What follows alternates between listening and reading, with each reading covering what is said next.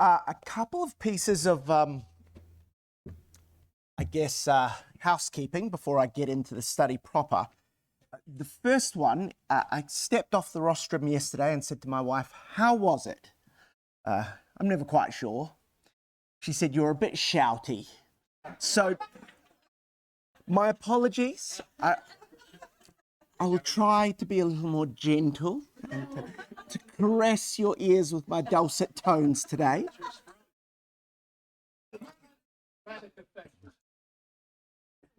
Secondly, I know many of you are wondering how I've managed to acquire such wonderful photographs of men like Moses and Nimrod, where these photos came from and how I managed to get a camera back in time to take them. These are all AI. So if you see someone with 7 fingers, it's not a giant, it's just AI is a bit screwy. So, all right, so into our study. In our last session, we talked about Eber, a man who had to make a decision, had to choose a side, and had to stand alone. The fear of going against all conventional wisdom, the fear of standing against what everybody else thought was right, and trusting in the things that come from God, an unseen God, rather than in the very visible and tangible wisdom that is given to us in society. In the class before, we talked about Moses defeating Og, a 13-foot horror who was slain, as we said, in the subterranean stronghold of Edrei on the far side of Jordan. And there we had an old man fighting giants in the dark. And so we've been talking about the problem with giants, that giants, they make us afraid. Fear itself is the giant, brothers and sisters. And I know you know this is true. We know that giants may seem to be the stuff of childhood stories, but fear is a giant that affects even the strongest of men and women. And there's a funny thing with fear. Fear undefeated never goes away. A fear unfaced just grows, looming larger, ever larger, until the fear of the fear itself can be larger than the original issue was. When I was 3 or 4, I had a severe asthma attack. As far as I know, the only one I've ever had in my life. And I got taken to hospital, and we were actually at a Bible school at the time, and for various reasons, my parents being heavily involved in the work of the Bible school, them having a new baby as well, and a bunch of other things, my parents could not stay with me overnight in the hospital. And during that night, an intern was dispatched to take a blood sample from me. I was 3 or 4, I'm not sure which. I was all alone, and there's a man about to stab me with a needle. Now, I don't have any memory of this moment. I'm just told about it. I was told about it later, but I'm told that I screamed blue murder, I twisted and I turned, and what self-respecting 3-year-old would not? Apparently, the intern bent the needle trying to get blood while I tried to escape. And this bit I really do remember.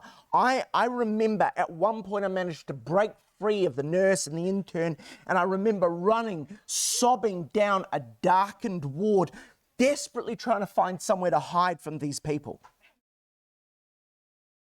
And all my life, I've had a fear of hospitals and needles.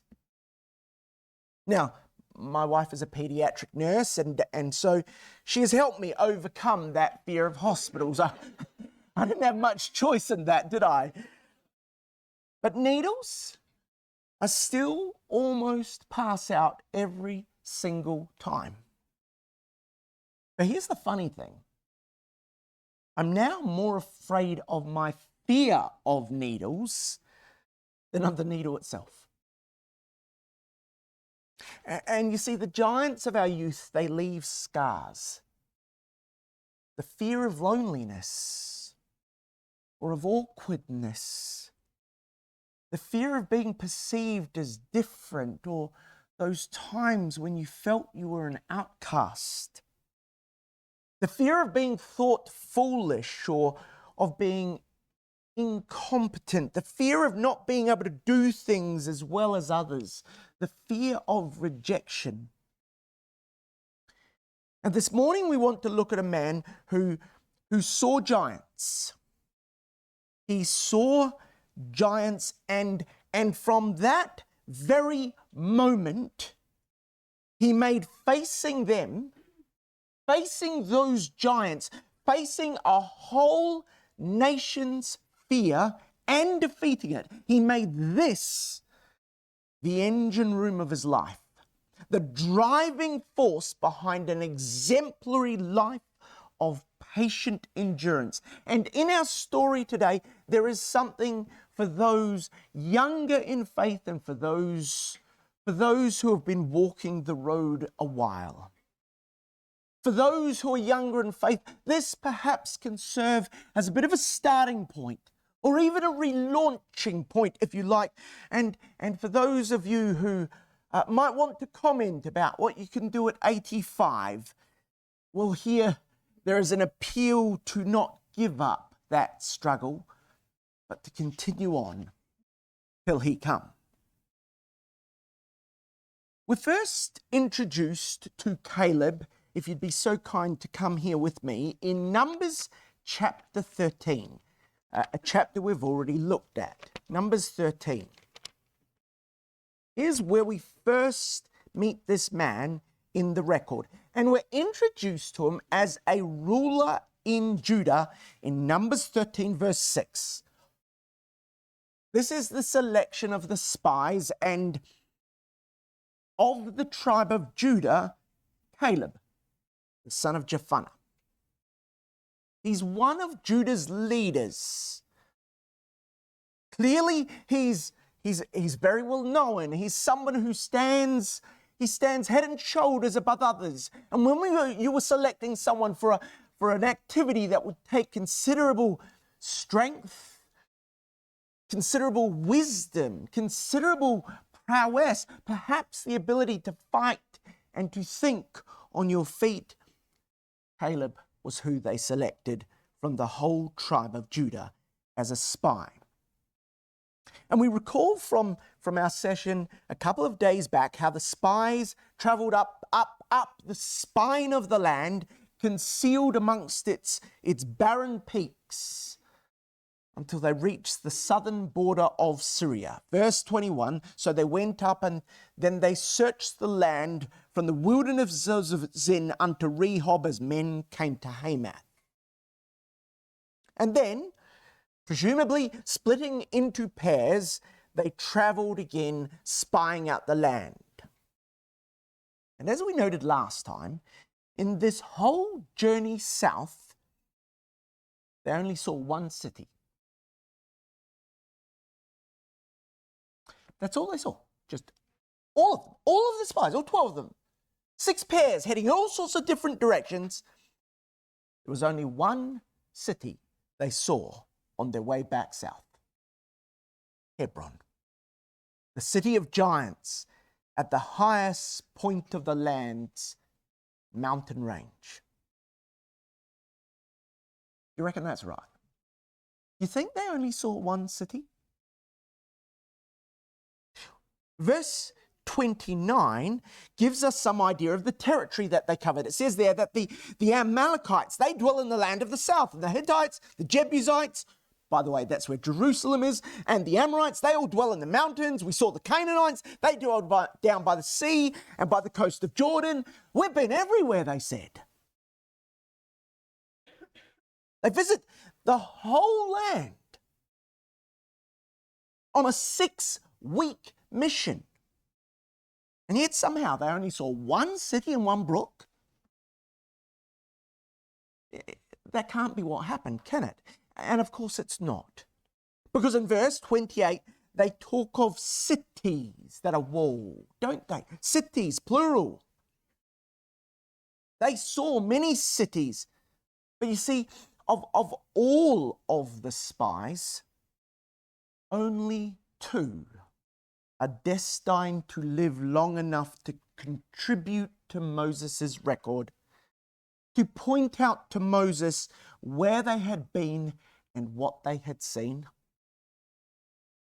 The rest will perish before their record can be captured.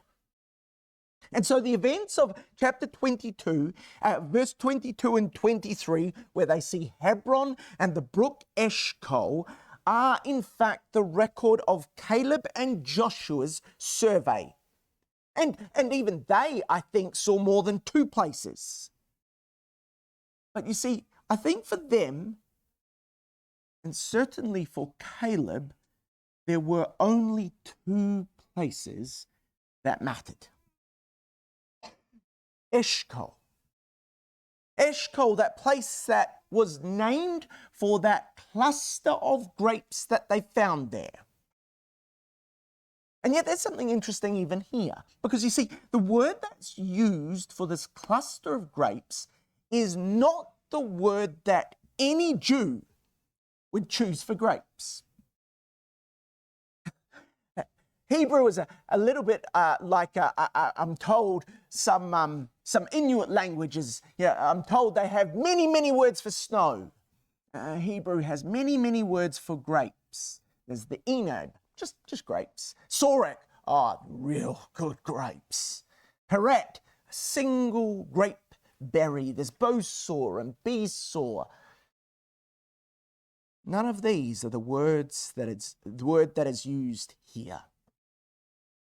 The word that's used here is the word a cluster. A cluster. Now, let me tell you why that's strange. I come from Adelaide. Adelaide is famous for its very, very many churches. City of churches. It's on the number plates. Adelaide, City of churches.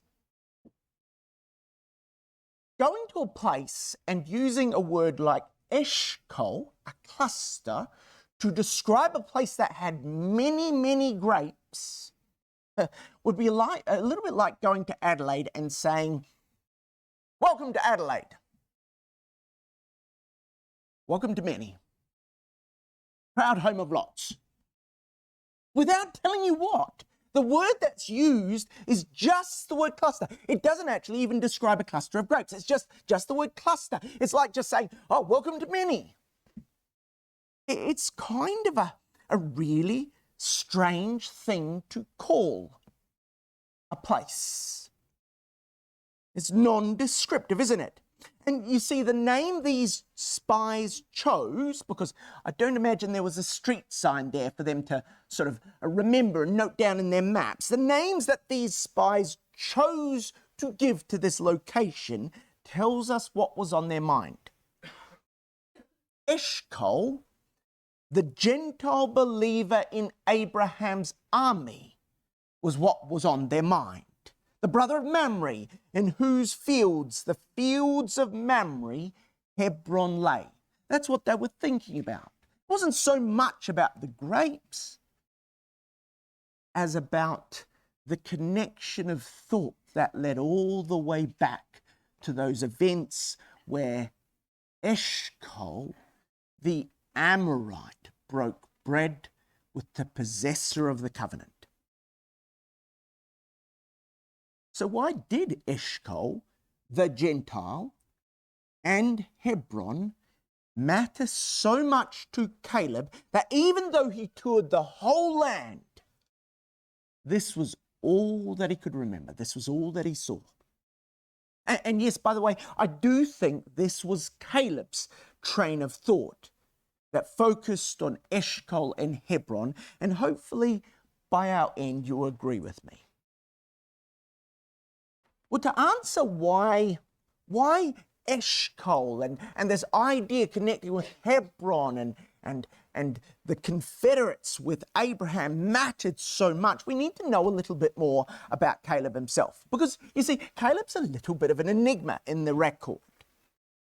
The record, at least in the King James Version, gives him 4 different fathers. 4 different fathers recorded in 4 different passages. Jephunneh, Kenaz, Hezron, and Hur. Now, I hasten to say this is in the King James Version.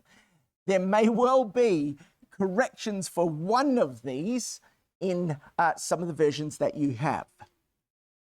But nonetheless, 4 different fathers. So whose son was he? Well, a little sleuth work yields us some answers. You see, Jephunneh is a name that appears only in the context of describing Caleb.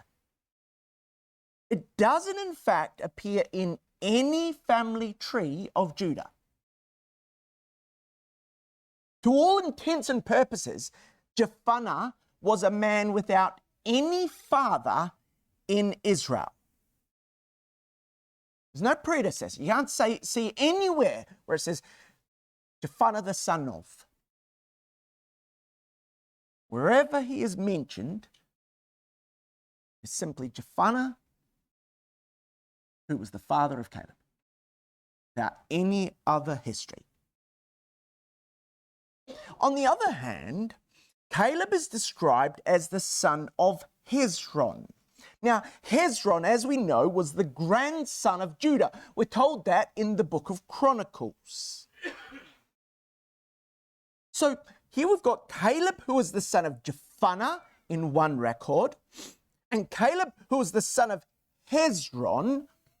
But when we think about it and when we read the records, we learn that they must be the same person. It's not 2 different Calebs here. It's the same person because, intriguingly, both of these Calebs, Caleb the son of Jephunneh, Caleb the son of Hezron, well, both of them happen to have a daughter by the name of Achsah, who marries the same individual in the record, telling us that it's actually the same person going by a different name. And you think, so, well, how can this be? And this is where father number 3 helps us out. Kenaz. You see, we're told in Judges that Othniel, the son of Kenaz, was Caleb's younger brother, which would suggest to us that Kenaz is also Caleb's father. Now, prior to the time of Caleb, if you go back before Caleb's time, there is only one Kenaz in the Bible, and he isn't a Jew. He's actually an Edomite. When we read the history of the family of Edom, we find that the only prior Kenaz was in fact a grandson of Esau. Now you might be thinking, well, this is getting really confusing. This kind of isn't helping me here. But you see, it does. Because Caleb was not a Hebrew. The man most frequently named as his father in the record is missing from the line of Judah. He has ancestry that somehow has gentilic connections. And I think what we're being told here is that Caleb was a Gentile, an Edomite, the son of Jephunneh, who somehow joined himself to the tribe of Judah and was adopted into the family of Hezron. And if this is true, if we're stitching these passages together correctly, this would explain for us a number of oddities in the record. Firstly, it would explain to us why someone would name someone Caleb. Because Caleb, as many of you will know, means a dog. Now, for us, dogs are wonderful animals, aren't they? Companions of mankind. But this word for dog, Caleb, never once in the whole of the scripture has a positive connotation. Dogs in the Bible were filthy, feral, horrible animals. Why would you call your son Dog? But it would make more sense, wouldn't it, if maybe this was a name he picked up along the road, a name perhaps he didn't want to carry, but had been given as he tried to find his way into the family of Israel while they were still slaves in Egypt. And if what we're saying is true, it would also explain a number of very odd names in Caleb's family tree. Because when we look at the children and the grandchildren of Caleb, there's some very strange names that show up that do not show up elsewhere in the broader Israelitish history. Names like Shobal and Manahath and Elah and Onan and Korah. These are all names that find their origin in Edomite families. And if Caleb, the son of Jephunneh, was in fact a Gentile, that would also explain a very odd turn of phrase we find in Joshua chapter 15, where it says, unto Caleb, the son of Jephunneh, he gave a part among the children of Judah. Why would that even be commented upon? He was given a part among them as though that was worth comment. Well, he's a prince of Judah, isn't he? But you see, it's worth remarking on if he is in fact a foreigner. And it would also explain this phrase in Joshua 14, verse 14, where it describes how Caleb, the son of Jephunneh the Kenizzite, had an inheritance unto this day because he wholly followed the Lord God of Israel. And again, that is a strange title to give God, the Lord God of Israel, if Caleb were in fact a Jew. I think Caleb was a proselyte, a foreigner, part of the mixed multitude. But even more than that, I think he was someone who joined the family of God because he could see that God was real before the 10 plagues. And we'll see why soon. And so if Caleb was a foreigner, if he was part of that mixed multitude, that would help explain his perspective, wouldn't it? When he saw a cluster of grapes, an Eshkol Enab, that's what it says in the Hebrew, Eshkol, cluster, Enab, grapes. He didn't think of Enab, he thought of Eshkol, the Gentile participant in Abraham's covenant. And his Bible Lands bucket list had just one entry on it, Hebron, the place where the possessor of the promise dwelt with 3 Gentile proselytes. You see, these places, Eshkol and Hebron, represented Caleb's hold on the promises. Not a present day promise of an inheritance in the promised land. In fact, of all the 12 spies, he alone had no right to possess. He had been promised nothing. For him, Eshkol and Hebron spoke of a distant time, a time when in Abraham all families of the earth would be blessed, of a time when Abraham himself would once more walk the land with men like Aner and Mamre, and especially Eshcol.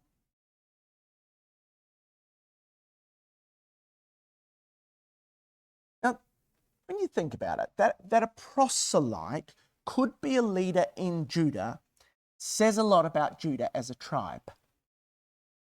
And it also says a lot about Caleb as a man. Clearly, he didn't join Israel during the plagues, but earlier. Sometime during Moses' 40 years absence in Midian. For to become a leader in Judah in just a little more than 12 months since their escape from Egypt as a proselyte seems a little unlikely. It's possible, but unlikely. And as a spy, Caleb, well, he saw the same giants on Hebron's walls that all the other spies saw. They were no more or less giants to him than they were to the other spies. No less fearsome.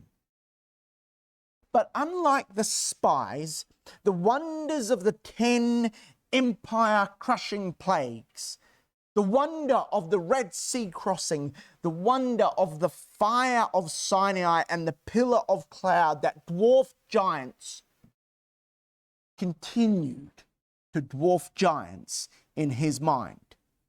As he says in chapter 14 and verse 9, only rebel not ye against Yahweh, neither fear ye the people of the land, for they are bread for us. The defense is departed from them. The Lord is with us. Fear them not.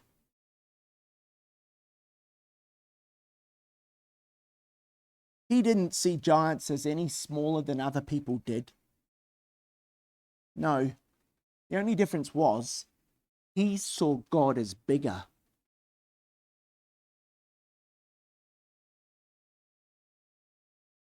So what we're going to do now is we're going to go down to the other end of Caleb's life.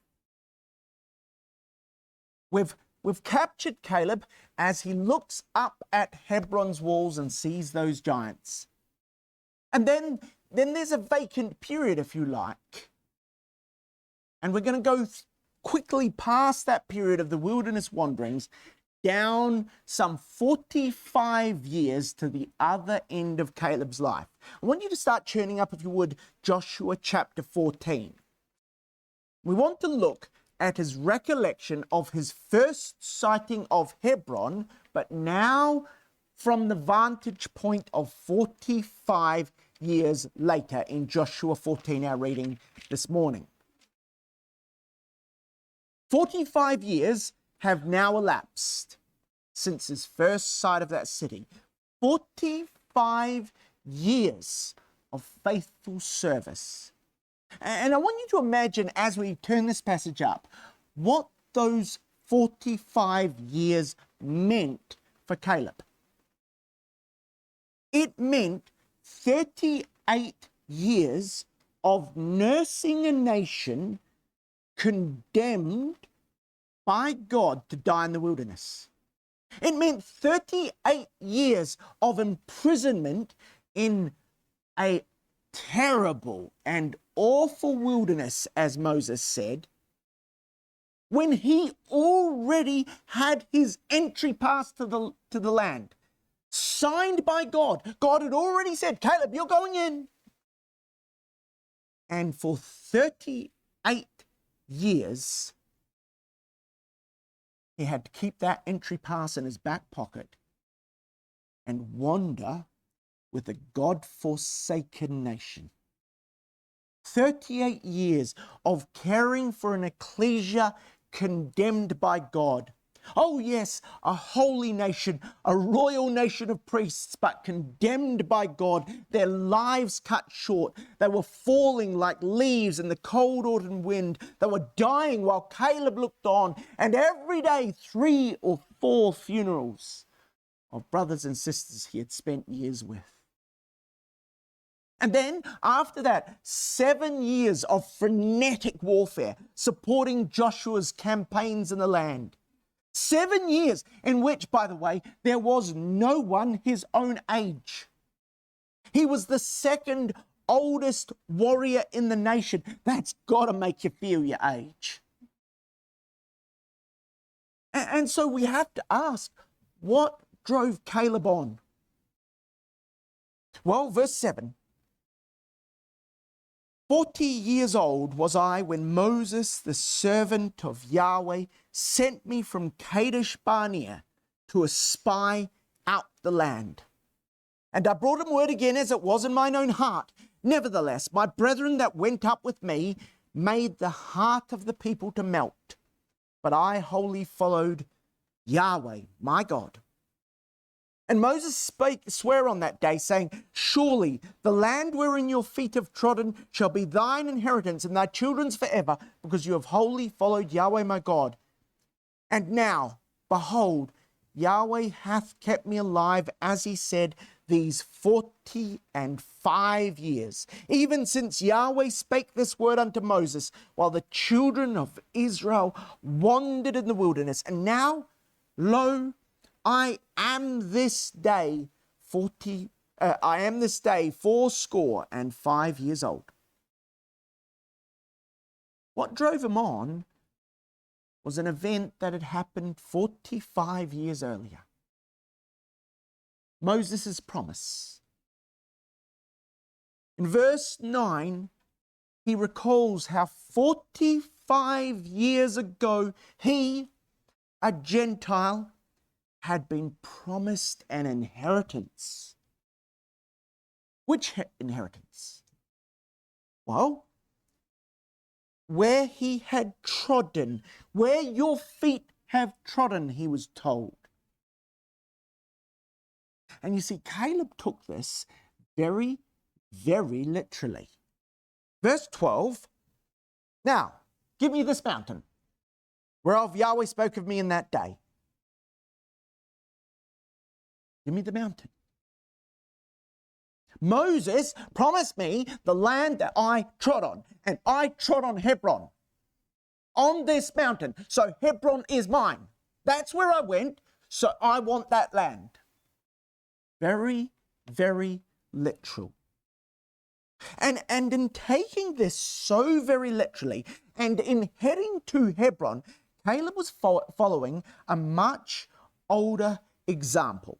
Come back to Genesis chapter 13 for a minute. You might want to hold your hand in Joshua chapter 14.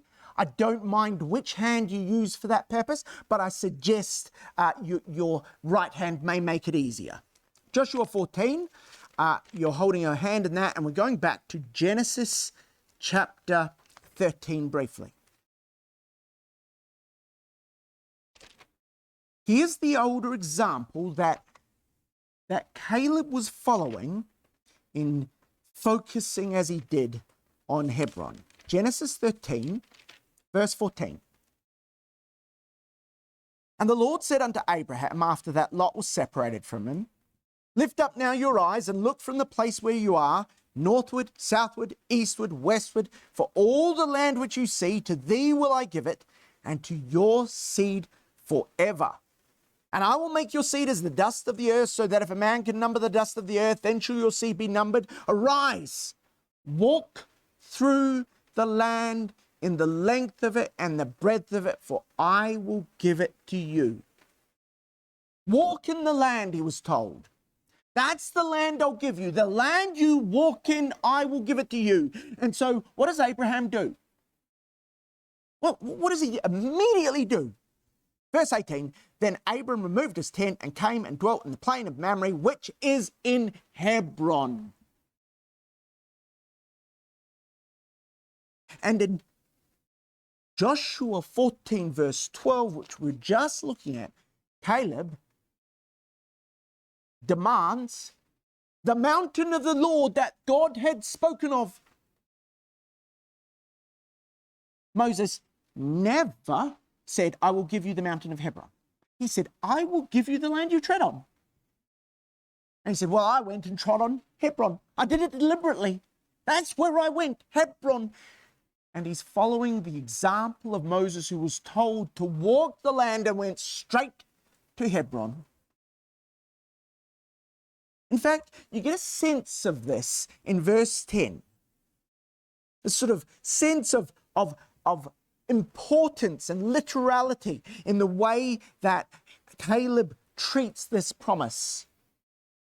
Because in verse 9, in verse 10, he says this: "Now, behold, Yahweh has kept me alive, as he said, these 45 years, even since Yahweh spake this word unto Moses while the children of Israel wandered in the wilderness. And now, lo, I am this day 85 years old." It's almost as if he's saying, you know, I remember the very moment I first saw Hebron.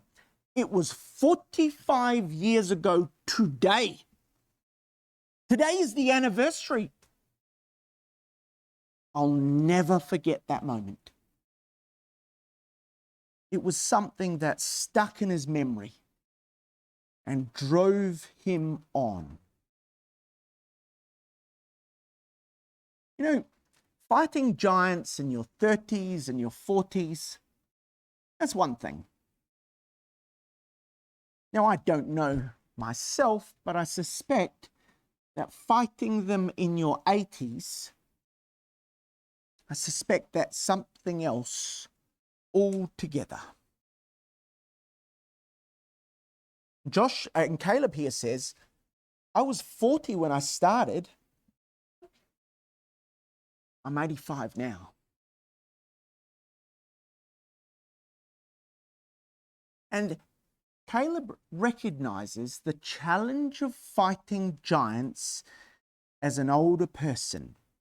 He says in verse 12, "Now therefore give me this mountain whereof Yahweh spake in that day, for you heard how the Anakim were there, and the cities were great and fenced." Notice what he says here. "If so be Yahweh will be with me, then I shall be able to drive them out, as Yahweh said." He has complete confidence in God's ability, but not in his own.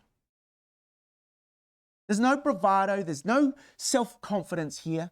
There's no, let me at them, I'll get them. I've wanted to take out giants forever. He knows he's 85 years old. If so be that God be with me. But there's no false humility either. There's a very strong will. Verse 11, "I am yet as strong this day as I was in the day that Moses sent me. As my strength was then, so is it now for war both to go out and to come in." What an example. What an amazing example. Not just, as we said, for the young and the ecclesia, but for our seniors, for those who have been tired and worn by the many years washing over them. Here is an antidote of sorts for the things that ail us, that weariness and that inertia that I think we all feel. Sunday evening, preparing for a new week, and that wave after wave of tiredness coming at us. Here's, I think, an answer. An answer that says, let's be motivated by a single-minded, unswerving focus on God's promises. That's what Caleb did. He said, God promised this to me, so it'll happen. And I'm chasing that promise. A single-minded, unswerving focus on the fact that if God said it, and then Caleb takes God at his word. He takes God absolutely at his word. A simple confidence that says, if God said it, God will. And finally, he possesses an honesty that acknowledges the challenges. It's not just washing over them and saying, oh, no, there's no giants there. But rather, sees God as greater than any of the challenges that might be faced. We could simplify this way. God said, so God will, and we know that he can. That was Caleb's driving mantra. God said, I will get Hebron. God is powerful, so he will give Hebron. And even though I might not be able to capture Hebron, God can. And so Joshua blessed Caleb. And in the record, as we read through, it almost reads as if Caleb went straight off, right after that, 45th birthday, off he goes, conquers Hebron, and we're done. Verse 13, Joshua blessed him, gave unto Caleb, the son of Jephunneh, Hebron for inheritance. Hebron therefore became an inheritance of Caleb, the son of Jephunneh, the Kenizzite, unto this day, because he wholly followed Yahweh. Easy peasy. But that's not what happened. You know what? As much as another 12 long years elapsed before he got Hebron. Come across to Judges chapter 1. Judges chapter 1. Verse 1. Now after the death of Joshua, it came to pass that the children of Israel asked Yahweh, saying, who shall go up for us against the Canaanites first to fight against them? And Yahweh said, Judah shall go. Behold, I've delivered the land into his hand. Caleb is now approaching 100 years old. He was 85 when we last met him. At least another 12 years have gone by, if not more. Verse 10, so Judah went up against the Canaanites that dwelt in Hebron. Goes up against Hebron. Now the name of Hebron before was Kirjath-Sether, and they slew the three giants, Sheshai, Ahiman, and Talmai. You see, Caleb had seen the effect of giants upon the nation. 57 years earlier, he had witnessed what seeing giants could do to a whole nation. And yet, clearly he has worked very, very hard in the tribe of Judah. He is able to motivate the whole tribe of Judah, his adopted tribe, to stand with him, to join him in taking Hebron. Here is an older brother whose example and whose passion as an older brother motivates and drives younger brethren on, younger brethren striving to keep up with this older brother's desire and hunger for the work of the truth. You know, Hebron, in addition to being a fortified mountaintop, was, as we already know, the home to the Anakim.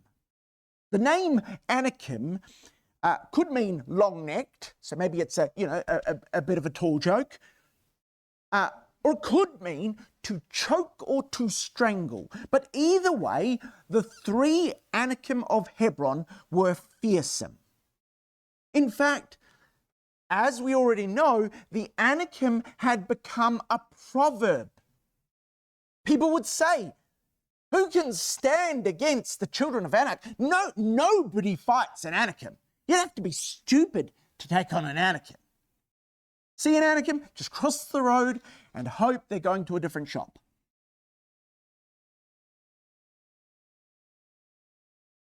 The Anakim were terrifying.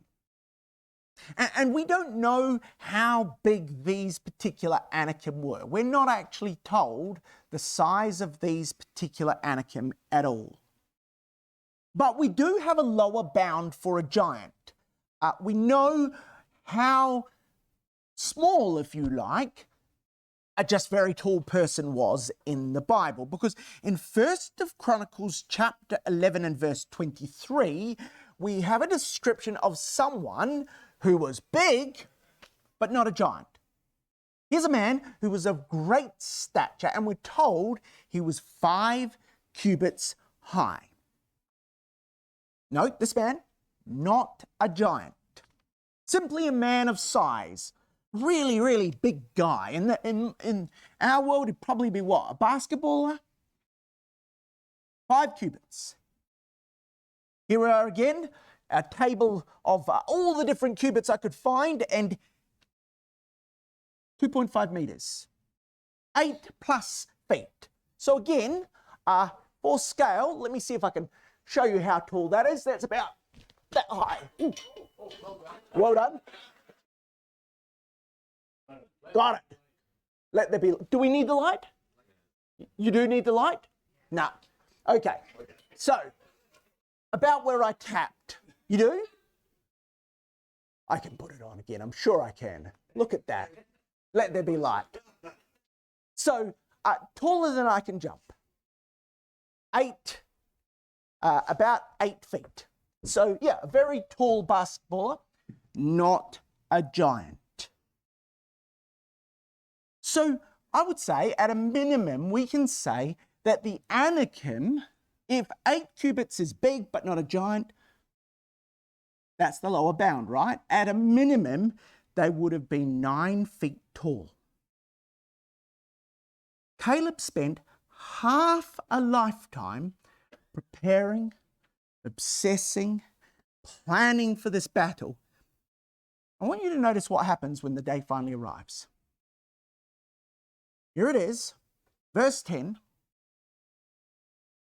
The battle is over. Not in a whole verse. No, half a verse. That's how much attention the scripture gives to this battle. Ready? Here we go. And they slew Sheshai, Ahiman, and Talmai. Woo! The real cut and thrust and to and fro there, isn't there? Lots of detail.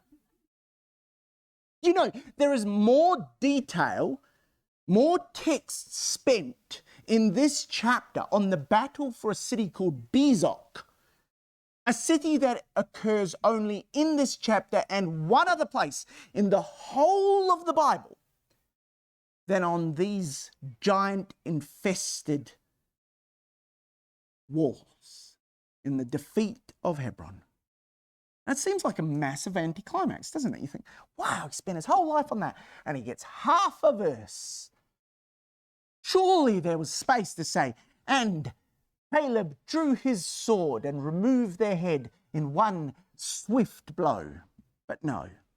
But you see, something really, really interesting happens here. Come back, if you will, to Joshua chapter 14.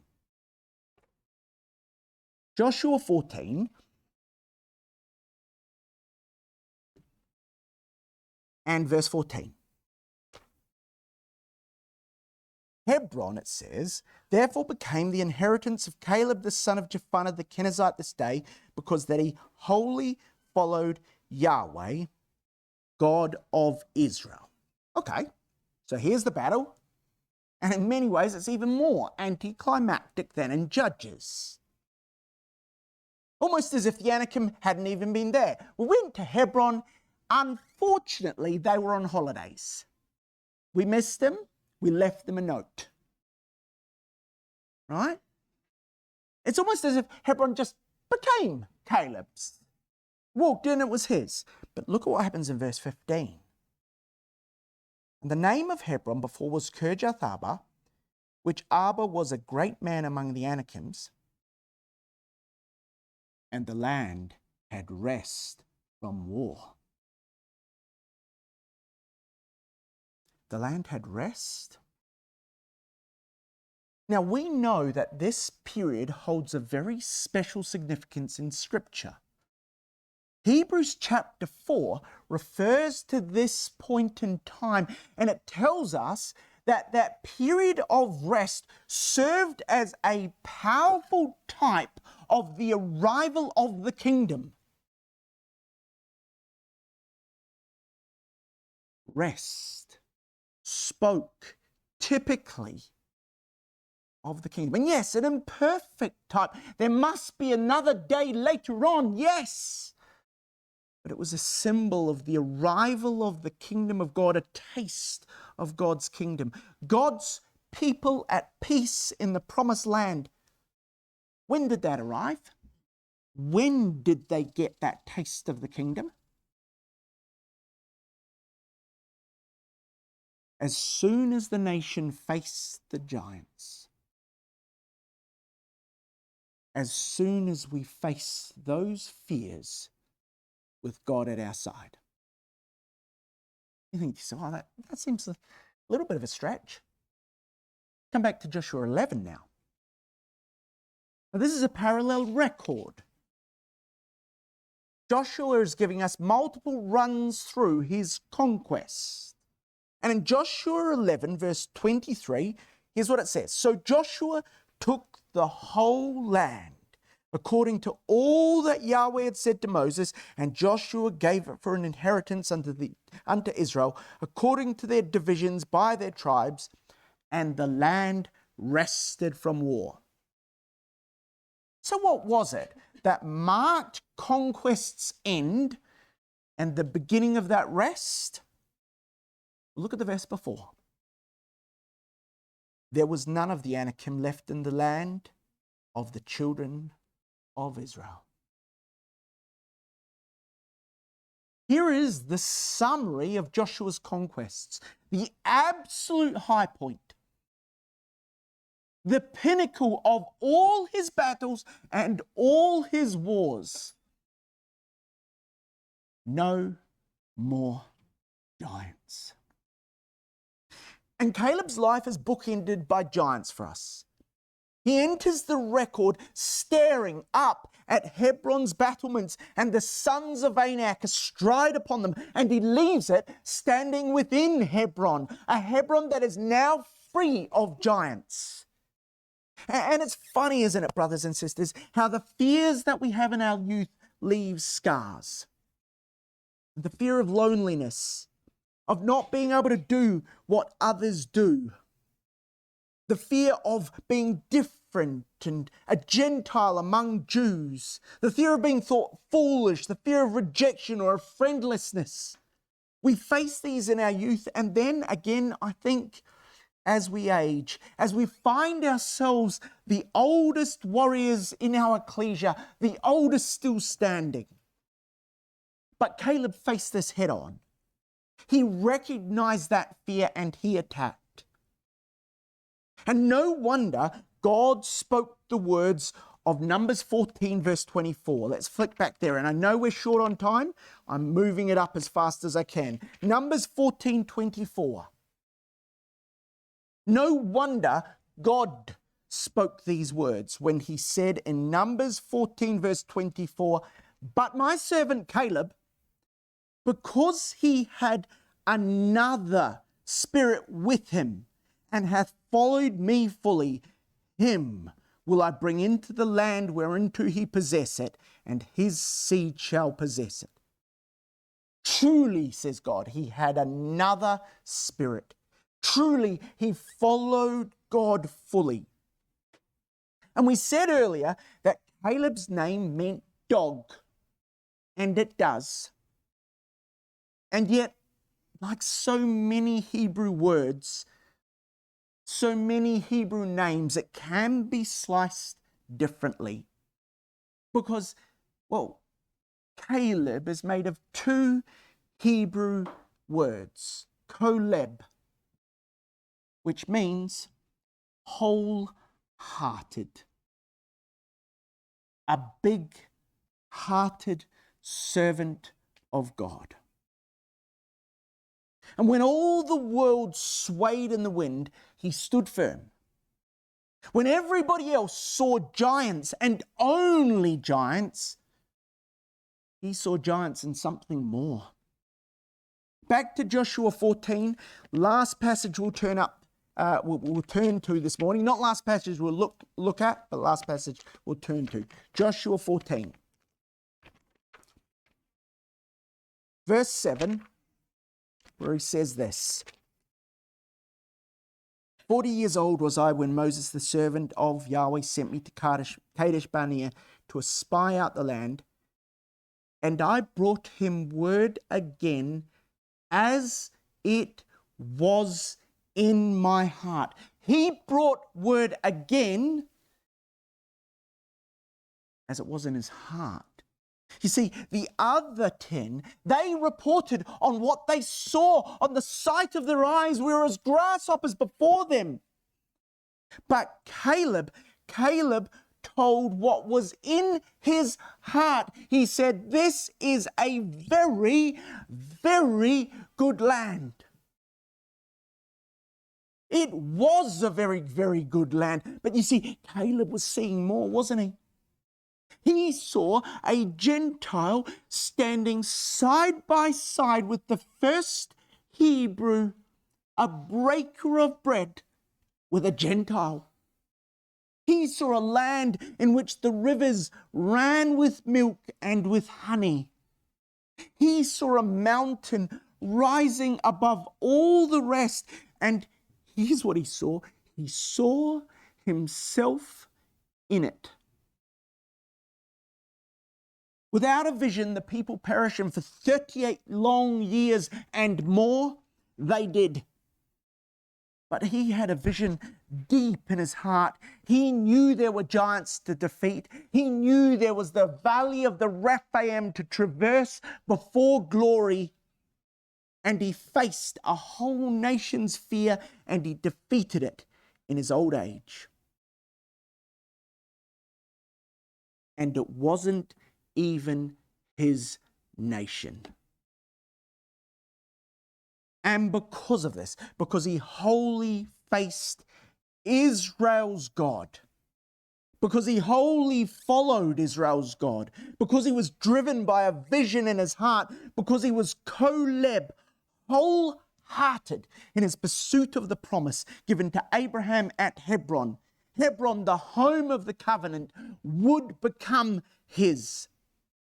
And you know what? In the kingdom, you and I are going to be witness to one of history's most delicious and beautiful ironies.